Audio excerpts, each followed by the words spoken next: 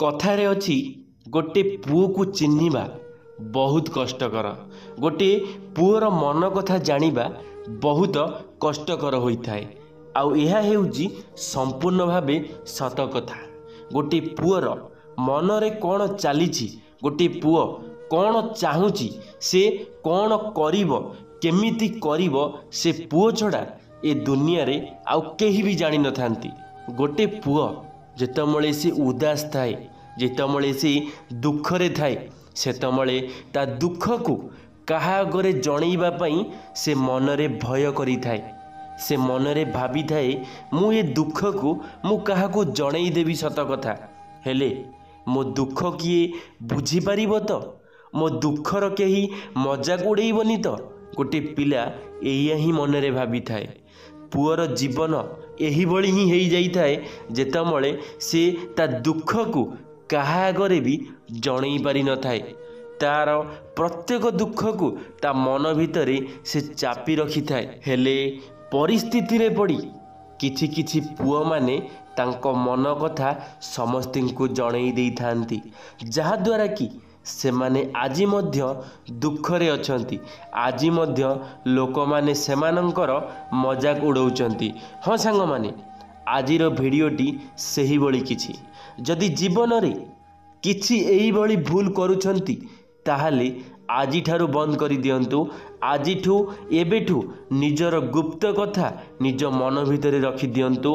काहाकू कहिबा आगरू 100 थर भाबी दियंतु। सांग माने मु विश्वजीत आपण मानकु स्वागत करूछि मोर एक नुआ भिडियो रे।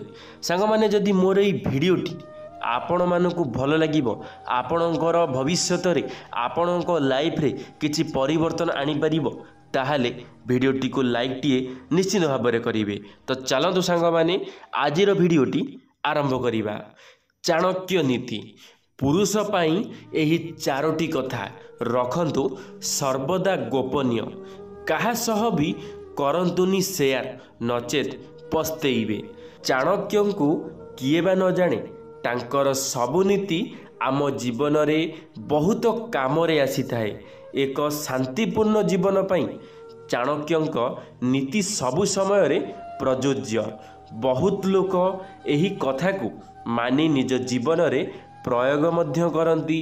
जदि कौनसी लोक केबे तांको जीवन रे कौनसी समस्यार सम्मुखीन हेले, तेबे चाणक्य नीति अनुसारे किछि सरल समाधान करि परिबे। तेबे आजि मु आपणको एही चाणक्य नीति अनुसारे पुरुष मानक पाई किछि तथ्य अछि, से विषय रे आलोचना करिबा।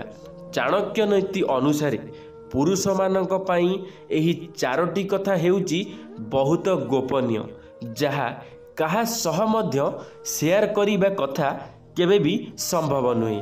प्रथम रे हेउची आर्थिक स्थिति। गोटे पुरुष पाई सबुठु बड़ गोपनीय कथा हेउची तार आर्थिक स्थिति। आर्थिक स्थिति विषय रे काहा आगरे भी कहिबा कथा नुहे। एहा द्वारा लोके आपणकर परिहास करि पारंती। एहा व्यतीत निजर हानि अथवा लाभ नहीं केबे काहार परामर्श नेबा उचित नुहे, कारण आपणको हानिर केही भरोसा करिवे नाही। एणु काहा सह ए नहीं आलोचना कले निजर दुर्बलता पदारे पकाइबा सह समान होई थाए। सांग माने जदि आपण माने केबे आपण मानकर आर्थिक स्थिति विषय रे आपणकर एबे रोजगार भल चलीछि बा एबे रोजगार रे मांदी चलीछि बा खराब चलीछि, आपण माने काहा आगरे जणै देउछंती। आपण माने विश्वास भरोसा रे काहाकू कहि देउछंती।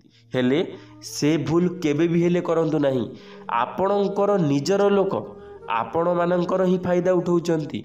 आपण मानकर सरलतार सेमाने फायदा उठेई देबे, आपण मानकू जणा भी पड़िबो नाही।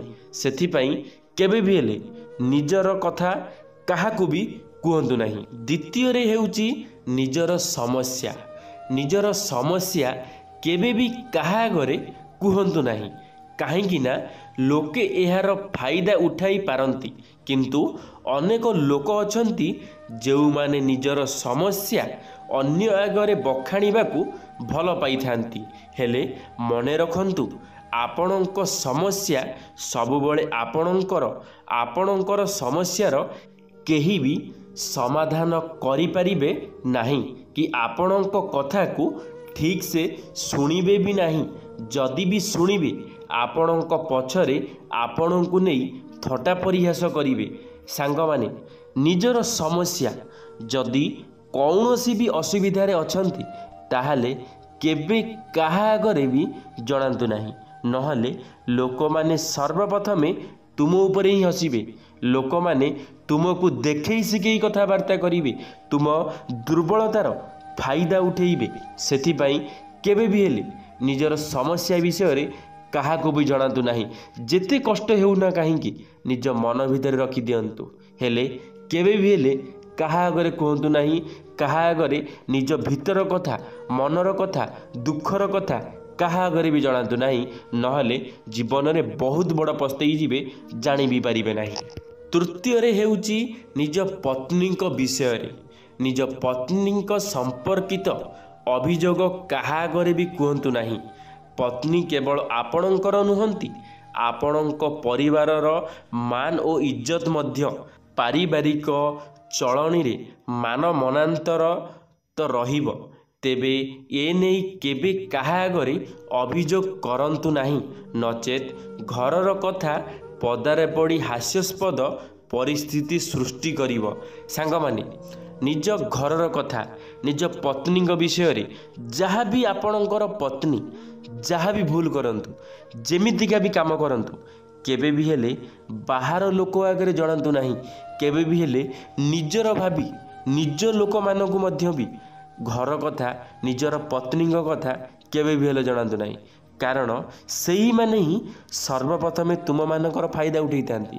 ତୁମମାନଙ୍କର ଦୁର୍ବଳତାର ସେମାନେ ବହୁତ ବଡ଼ ଫାଇଦା ଉଠାଇଥାନ୍ତି, ଯାହାକି ତୁମେମାନେ କେବେ ବି ଭାବି ପାରିନଥାଅ। ଯାହାକି ତୁମେମାନେ ବହୁତ ବିଶ୍ୱାସ କରି ଯାଇଥାଅ ସେମାନଙ୍କ ଉପରେ, ତାଙ୍କୁ ସବୁ କଥା କହିଦେଇଥାଅ। ତମ ମନ ଭିତରେ କିଛି ବି ନଥାଏ, ହେଲେ ସେମାନଙ୍କ ମନରେ ବହୁତ କିଛି ଥାଏ ତୁମମାନଙ୍କୁ ନେଇକିରି, ତୁମମାନଙ୍କ ପତ୍ନୀଙ୍କୁ ନେଇକିରି, ତୁମମାନଙ୍କର ଇଜ୍ଜତକୁ ନେଇକିରି ସେମାନଙ୍କ ମନରେ ବହୁତ କିଛି କଥା ଥାଏ। ଯାହାଦ୍ୱାରା କି ସେମାନେ ବହୁତ ବଡ଼ ବଡ଼ ଖରାପ କାମ କରିଦେଇଥାନ୍ତି ତୁମ ପରିବାର ସହ। ଯାହାଦ୍ୱାରା କି ତୁମ ଇଜ୍ଜତ ମାଟିରେ ମିଶି ଯାଇଥାଏ, ତୁମ ପରିବାରର ଇଜ୍ଜତ ମଧ୍ୟ ମାଟିରେ ମିଶି ଯାଇଥାଏ। ସେଥିପାଇଁ କେବେ ବି ହେଲେ ଏମିତି ଭୁଲ କରନ୍ତୁ ନାହିଁ। ନିଜ ଘରର କଥା, ନିଜ ସ୍ତ୍ରୀଙ୍କ କଥା କେବେ ବି ହେଲେ କାହା ଆଗରେ କୁହନ୍ତୁ ନାହିଁ। ଚତୁର୍ଥରେ ହେଉଛି ନିଜର ଅପମାନ। ସେହିପରି କେହି ନିଜର ଅପମାନ ସମ୍ପର୍କରେ ମଧ୍ୟ କାହାରିକୁ କହିବା କଥା ନୁହେଁ। ଯଦି କାହା ଦ୍ୱାରା କେଉଁଠି ଆପଣ ଅପମାନିତ ହୋଇଥାନ୍ତି, ତେବେ ଏହି ଅପମାନକୁ ନିଜ ଭିତରେ ହିଁ ରଖନ୍ତୁ। ନଚେତ୍ ଆପଣଙ୍କ ଦୁର୍ବଳତା ପଦାରେ ପଡ଼ିବ। ଏଣୁ ଏଥିପ୍ରତି ପ୍ରତ୍ୟେକ ପୁରୁଷ ଯତ୍ନବାନ ହେବା ଆବଶ୍ୟକ, ନଚେତ୍ ସଭ୍ୟ ସମାଜରେ ଗଣ୍ୟ ହେବେ ନାହିଁ। ସାଙ୍ଗମାନେ, ଆପଣମାନଙ୍କୁ ଗୋଟିଏ କଥା ମନେ ରଖିବାର ଅଛି। ଆପଣମାନଙ୍କୁ ଯେଉଁଠି ବି ଅପମାନ ମିଳିଥାଉ, କୌଣସି ବି କାରଣ ଦ୍ୱାରା ହେଇଥାଉ, ଆପଣଙ୍କର ସେ ଜାଗା ଉପରେ ଭୁଲ ଥାଉ କି ନଥାଉ, ଯଦି ଆପଣମାନଙ୍କୁ ଅପମାନ ମିଳୁଛି, ତାହେଲେ ଆପଣମାନେ କାହାକୁ ବି କୁହନ୍ତୁ ନାହିଁ। ଏ କଥା ବି କେହି କାହାକୁ କୁହନ୍ତି ନାହିଁ, କିନ୍ତୁ ମୁଁ ଆପଣମାନଙ୍କୁ ଜଣାଇ ଦେଉଛି। ଯଦି ଆପଣମାନେ କହିଦେଉଛନ୍ତି କାହାକୁ, ଆପଣଙ୍କ ସାଙ୍ଗସାଥୀକି, ତାହେଲେ ଆଜିଠାରୁ ବନ୍ଦ କରିଦିଅନ୍ତୁ। କାରଣ ଆପଣମାନେ ଯେତେବେଳେ ଅପମାନ ପାଇଥାନ୍ତି ନା, ଆପଣମାନେ ମନରୁ ବହୁତ ଭାଙ୍ଗି ପଡ଼ିଥାନ୍ତି, ମନ ଭିତରୁ ବହୁତ ଦୁର୍ବଳ ହୋଇଯାଇଥାନ୍ତି। ଆଉ ସେ ଦୁର୍ବଳତାର ତୁମ ସାଙ୍ଗସାଥୀମାନେ ଫାଇଦା ଉଠାଇଥାନ୍ତି। ସେଥିପାଇଁ କେବେ ବି ହେଲେ କାହାକୁ ବି ନିଜର ଅପମାନ ବିଷୟରେ କୁହନ୍ତୁ ନାହିଁ। ଧନ୍ୟବାଦ ସାଙ୍ଗମାନେ। ଆଶା କରିବି ମୋର এই ଭିଡ଼ିଓଟି ଆପଣମାନଙ୍କୁ ନିଶ୍ଚିତ ଭାବରେ ଭଲ ଲାଗିଥିବ। ଯଦି ମୋର এই ଭିଡ଼ିଓଟି ଆପଣମାନଙ୍କୁ ଭଲ ଲାଗିଥିବ, ଲାଇକ୍ଟେ କରିବେ, ସାଙ୍ଗମାନଙ୍କ ମଧ୍ୟରେ ସେୟାର ନିଶ୍ଚିତ ଭାବରେ କରିବେ। କମେଣ୍ଟ ବକ୍ସରେ ଆପଣମାନଙ୍କର ମତାମତ ରଖିବେ। ଯଦି ଆପଣମାନେ ଆମ ଟକିଂ ୱାର୍ଲ୍ଡ ୟୁଟ୍ୟୁବ୍ ଚ୍ୟାନେଲରେ ପ୍ରଥମ ଥର ପାଇଁ ଆମ ଟକିଂ ୱାର୍ଲ୍ଡ ୟୁଟ୍ୟୁବ୍ ଚ୍ୟାନେଲକୁ ସବସ୍କ୍ରାଇବ୍ କରି ବେଲ୍ ଆଇକନ୍କୁ ଅଲ୍ରେ କ୍ଲିକ୍ କରିବେ। କାରଣ ଆମ ଚ୍ୟାନେଲରେ ଯେବେ କିଛି ନୂଆ ମୋଟିଭେସନାଲ୍ ଭିଡ଼ିଓ ଛଡ଼ାଯିବ, ଆପଣମାନେ ସର୍ବପ୍ରଥମେ ଦେଖିପାରିବେ। ଧନ୍ୟବାଦ ସାଙ୍ଗମାନେ। ଜୟ ଜଗନ୍ନାଥ, ଜୟ ମା ଶାରଳା, जय श्री कृष्ण।